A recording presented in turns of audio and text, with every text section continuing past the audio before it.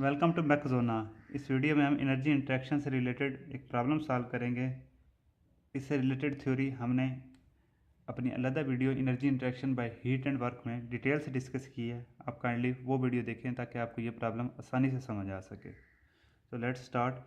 A candle is burning in a well insulated room. यहाँ पे मेरे पास एक सिस्टम है जो रूम है और ये वेल इंसुलेटेड है। Taking the room air plus candle, room के अंदर जो एयर है और ये जो कैंडल है इसको मैंने सिस्टम कंसिडर किया है। I am asked to find if there is any heat transfer during this burning process. Part A है, पहले ये कर लेते हैं, उसके बाद पार्ट बी की तरफ मूव करेंगे। There is any heat transfer during this burning process. दोस्तों, heat transfer is an energy interaction related with the temperature difference. अगर सराउंडिंग और सिस्टम के दरमियान कोई टेम्परेचर डिफरेंस है तो हीट ट्रांसफ़र होगा। यहाँ पर जो रूम है वो वेल इंसुलेटेड है। इसका मतलब ये है कि इसमें ना हीट इंटर हो सकती है ना ही निकल सकती है।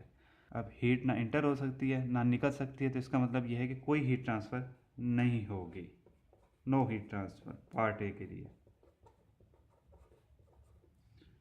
पार्ट बी देख लेते हैं। पार्ट बी है if there is any change in the internal energy of the system. दोस्तों, इंटरनल एनर्जी जो है, internal energy is sum of all forms of energy. मिसाल के तौर सेंसिबल, केमिकल, न्यूक्लियर, ये sum of all forms of energy होती है। As a result of burning candle, ये जो पैराफिन है जिससे ये कैंडल बनी हुई है ये हीट पैदा कर रही है जो एयर की इंटरनल एनर्जी में ट्रांसफ़र हो जाती है। तो अब जो केमिकल एनर्जी है वो सेंसिबल एनर्जी में कन्वर्ट हो रही है, लेकिन ओवरऑल एनर्जी जो है वो सेम रहेगी। तो there will be no change in internal energy. तो दोस्तों, उम्मीद करता हूँ कि आपको ये प्रॉब्लम समझ आ गया होगा। अगर किसी किस्म का कोई क्वेश्चन है तो kindly comment, I will answer. Thank you, good bye.